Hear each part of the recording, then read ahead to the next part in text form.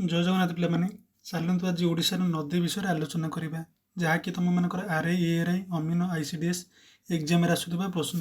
ତୁମମାନଙ୍କର 1 number question ରହୁଛି ଗଙ୍ଗା ନଦୀର ଉତ୍ସ କେଉଁଠି? କେଉଁଠି ପିଲାମାନେ? ଏ ହେଉଛି ତୁମର ଅମରକଣ୍ଟକ, ବି ହେଉଛି ଗୋମୁଖ, ସି ହେଉଛି ଗଙ୍ଗୋତ୍ରୀ, ଡି ହେଉଛି ଯମୁନୋତ୍ରୀ। ଆର ଆନ୍ସର ହେଉଛି ପିଲାମାନେ ଅପସନ୍ ନମ୍ବର ବି, ଗୋମୁଖ। ଅପସନ୍ ନମ୍ବର ବି ହେଉଛି ତୁମମାନଙ୍କର କରେକ୍ଟ ଆନ୍ସର। ସେମିତି 2 ନମ୍ବର, ବ୍ରହ୍ମପୁତ୍ର ନଦୀ ତିବେତରେ किस नाम रे परिचित? तो टाइपिंग भूल अच्छे पे कौन नाम रे परिचित? तार आंसर अच्छे पे option number B, Tsangpo. Option number B हूँ पे करेक्ट आंसर यार। देखो मुझे कही दूसरी पुणी ब्रह्मपुत्र नदी तिब्बत रे कौन नाम परिचित पे आंसर हूँ ऑप्शन नंबर बी, स्वांगपो। सेमती तुम मनकर 3 नंबर क्वेश्चन रोचे गोदावरी नदी को आउ कौन नाम जना जाए? तो किस नाम अच्छे टाइपिंग भूल अच्छे पे कौन नाम जना जाए? तार आंसर अच्छे पे ऑप्शन नंबर ए, दक्षिण गंगा। ए हूँ तुम मनकर करेक्ट आंसर पे दक्षिण गंगा। सेमती रहा 4 नंबर, गोदावरी नदीर उत्स स्थल केउठी?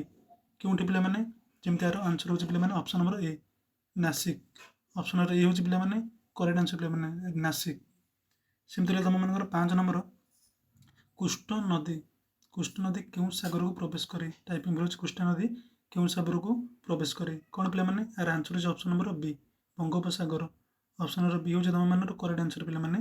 सेमती तुम 6 नंबर, जमुना नदीर उत्स केउठी? जमुना नदीर उत्स केउठी पे? ऑप्शन नंबर हूँ option number B, Yamunotri. Option number B हूँ तुम मान करेक्ट आंसर। सेमती तुम मान 7 नंबर हूँ नर्मदा नदी क्यों सागर को पड़े?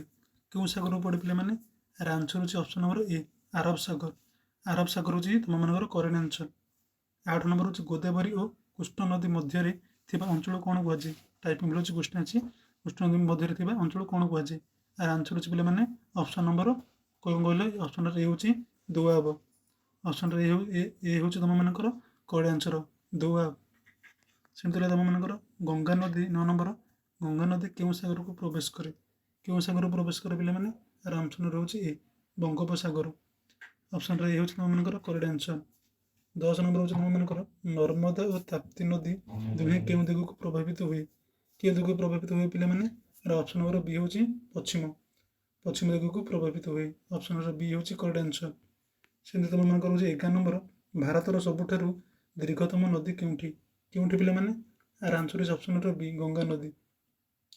बी हूँ तुम मान करेक्ट आंसर, सबुठारु दीर्घ माने बड़ नदी। सेमती तुम मान 12 नंबर, गोदावरी नदी केतोटी राज्य दे प्रभावित हुए? केतोटी पे? ऑप्शन ए रहा 2, बी रहा 3, सी रहा 5, डी रहा 6। करेक्ट आंसर हूँ पे ऑप्शन नंबर डी, 6। तो डी हूँ करेक्ट आंसर पे। सेमती तुम मान 13 नंबर, ब्रह्मपुत्र नदी भारत को क्यों राज्य प्रवेश करे?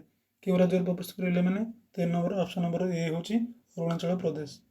ए हूँ पे करेक्ट आंसर, अरुणाचल प्रदेश। सेमती तुम मान 14 नंबर, ताप्ती नदीर उत्सस्थल केउठी? उत्सस्थल केउठी पे? ताप्ती नदीर। आर आंसर हूँ ऑप्शन नंबर ए, सतपुरा पहाड़। ये हूँ पे करेक्ट आंसर तुम मान। सेमती तुम मान 15 नंबर, गंगा नदीर मुख्य उपनदी केउठी? गंगा नदीर मुख्य उपनदी केउठी पे? 15 नंबर आंसर हूँ जमुना। ए हूँ जमुना। आंसर ए हूँ करेक्ट आंसर पे ऑप्शन ए, जमुना। 16 नंबर तुम मान गोदावरी डेल्टा केउं सागर पार्श्व अवस्थित? केउं सागर पार्श्व अवस्थित पे? ए हूँ बंगोपसागर। बंगोपसागर पार्श्व अवस्थित, ये हूँ करेक्ट आंसर पे। सेमती तुम मान 17 नंबर, 17 नंबर, कृष्ण नदीर उत्स केउठी? कृष्ण नदीर उत्स केउठी पे? कहल यार आंसर हूँ महाबलेश्वर। ये हूँ करेक्ट आंसर पे। कृष्ण नदीर उत्स केउठी? महाबलेश्वर। ये हूँ करेक्ट आंसर।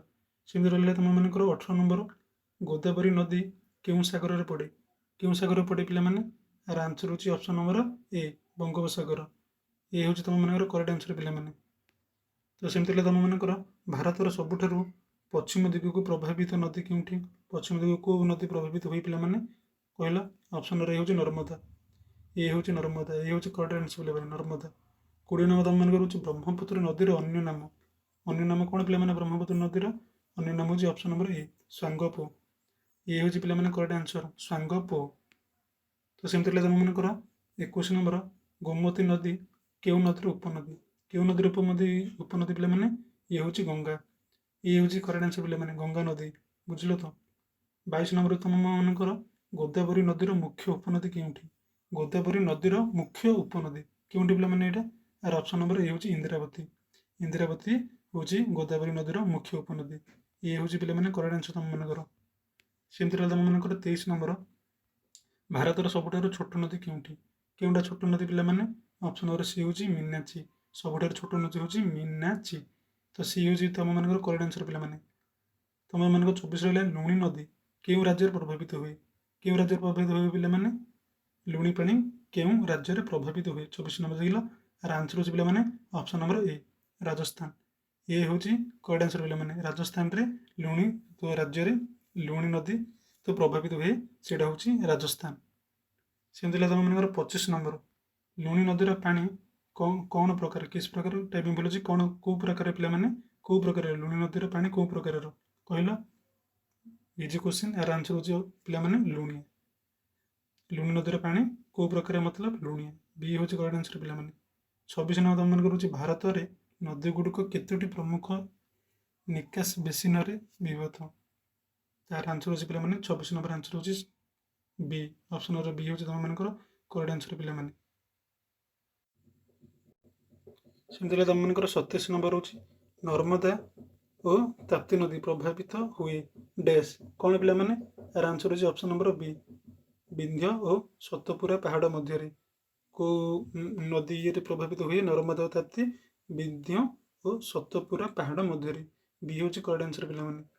28 ନମ୍ବର ହେଉଛି ଗଙ୍ଗା ନଦୀର ଉପରେ ନିର୍ମିତ ପ୍ରସିଦ୍ଧ ବନ୍ଧ ଡ୍ୟାସ୍ କ'ଣ ପିଲାମାନେ? ଗଙ୍ଗା ନଦୀର ଉପରେ ନିର୍ମିତ ପ୍ରସିଦ୍ଧ ବନ୍ଧ କ'ଣ ହେଉଛି ଏଇଟା? ଆର ଆନ୍ସର ହେଉଛି ପିଲାମାନେ ଅପସନ୍ ନମ୍ବର ବି, ଫରସ୍କା। ଅପସନ୍ ନମ୍ବର ବି ହେଉଛି ପିଲାମାନେ କରେକ୍ଟ ଆନ୍ସର। ସେମିତି ତୁମମାନଙ୍କ 29 ନମ୍ବର, ହୀରାକୁଦ ବନ୍ଧ କେଉଁ ନଦୀ ଉପରେ ନିର୍ମିତ? କେଉଁ ନଦୀ ଉପରେ ନିର୍ମିତ ପିଲାମାନେ? ଇଏ ହେଉଛି ମହାନଦୀ। ଅପସନ୍ ନମ୍ବର ଏ ହେଉଛି ମହାନଦୀ। ଏ ହେଉଛି କରେକ୍ଟ ଆନ୍ସର ପିଲାମାନେ। 30 ନମ୍ବର ତୁମମାନଙ୍କର ହେଉଛି ମହାନଦୀର ଉତ୍ସ କେଉଁଠି? କେଉଁଠି ପିଲାମାନେ? ମହାନଦୀର ଉତ୍ସ କେଉଁଠି? କେଉଁଠି କହିଲ? ଆର ଆନ୍ସର ହେଉଛି ପିଲାମାନେ ଅପସନ୍ ନମ୍ବର 30 ନମ୍ବର ଆନ୍ସର ହେଉଛି ପିଲାମାନେ ଯେଉଁଟା ମୁଁ କହିଲି ତୁମମାନଙ୍କୁ ମହାନଦୀର ଉତ୍ସ କେଉଁଠି? ଆର ଆନ୍ସର ହେଉଛି ପିଲାମାନେ ଛତିଶଗଡ଼। ଅପସନ୍ ନମ୍ବର ଏ ହେଉଛି ତୁମମାନଙ୍କର କରେକ୍ଟ ଆନ୍ସର ପିଲାମାନେ। ସେମିତି ତୁମମାନଙ୍କର 31 ନମ୍ବର, ମହାନଦୀ ନଦୀ କେଉଁ ସାଗରକୁ ପଡ଼େ? କେଉଁ ସାଗରକୁ ପଡ଼େ ପିଲାମାନେ ମହାନଦୀ? ଅପସନ୍ ନମ୍ବର ହେଉଛି ବଙ୍ଗୋପସାଗର। ବଙ୍ଗୋପସାଗରକୁ ପଡ଼େ। ଅପସନ୍ ନମ୍ବର ଏ ହେଉଛି କରେକ୍ଟ ଆନ୍ସର। 32 ନମ୍ବର ତୁମମାନଙ୍କର ହେଉଛି ଭାରତର ସବୁଠାରୁ ବିଶାଳ ବନ୍ଧ କେଉଁଠି? କେଉଁଠି ପିଲାମାନେ ବିଶାଳ ବନ୍ଧ? ଅପସନ୍ ନମ୍ବର ହେଉଛି ହୀରାକୁଦ ବନ୍ଧ। ଏ ହେଉଛି ତୁମମାନଙ୍କର କରେକ୍ଟ ଆନ୍ସର। ହୀରାକୁଦ ବନ୍ଧ କେଉଁଠି ଅଛି ମାନେ କେଉଁ ରାଜ୍ୟରେ ଏକ୍ଜାମ୍ରେ ପଚାରିବ ତ ତାହାର ଆନ୍ସର ହେଉଛି ଓଡ଼ିଶା। ଓଡ଼ିଶାରେ ତାର ହୀରାକୁଦ ବନ୍ଧର ତ ଇଏ ଅଛି ଆମର। ସେମିତି ହେଲେ ତୁମମାନଙ୍କର 33 ନମ୍ବର, ଗୋଦାବରୀ ନଦୀର ଏକ ପ୍ରମୁଖ ଉପନଦୀ କ'ଣ ପିଲାମାନେ? ଗୋଦାବରୀ ନଦୀର ଏକ ପ୍ରମୁଖ ଉପନଦୀ ହେଉଛି ଇନ୍ଦିରାବତୀ। ଅପସନ୍ ନମ୍ବର ଏ ହେଉଛି ତୁମମାନଙ୍କର କରେକ୍ଟ ଆନ୍ସର। 34 ନମ୍ବର ତୁମମାନଙ୍କର ହେଉଛି ନର୍ମଦା ଓ ନଦୀରେ ନିର୍ମିତ ପ୍ରସିଦ୍ଧ ବନ୍ଧ କ'ଣ ପିଲାମାନେ? ନର୍ମଦା ନଦୀରେ ତ ନିର୍ମିତ ପ୍ରସିଦ୍ଧ ବନ୍ଧ କ'ଣ ତାର ନାମ? 34 ନମ୍ବର ଆନ୍ସର ହେଉଛି ସରଦାର ସରୋବର। ସରଦାର ସରୋବର। ଆର ଆନ୍ସର ହେଉଛି ଅପସନ୍ ନମ୍ବର ଏ ପିଲାମାନେ। 34 ନମ୍ବର ଏ ହେଉଛି କରେକ୍ଟ ଆନ୍ସର। ସେମିତି ହେଲେ ତୁମମାନଙ୍କର 35 ନମ୍ବର, ଯମୁନା ନଦୀ କେଉଁ ସହର ମଧ୍ୟରେ ପ୍ରଭାବିତ ହୁଏ? କେଉଁ ସହର ମଧ୍ୟରେ ପ୍ରଭାବିତ ହୁଏ ପିଲାମାନେ ଯମୁନା ନଦୀ? ଆର ଆନ୍ସର ହେଉଛି ଅପସନ୍ ନମ୍ବର ଏ ଦିଲ୍ଲୀ।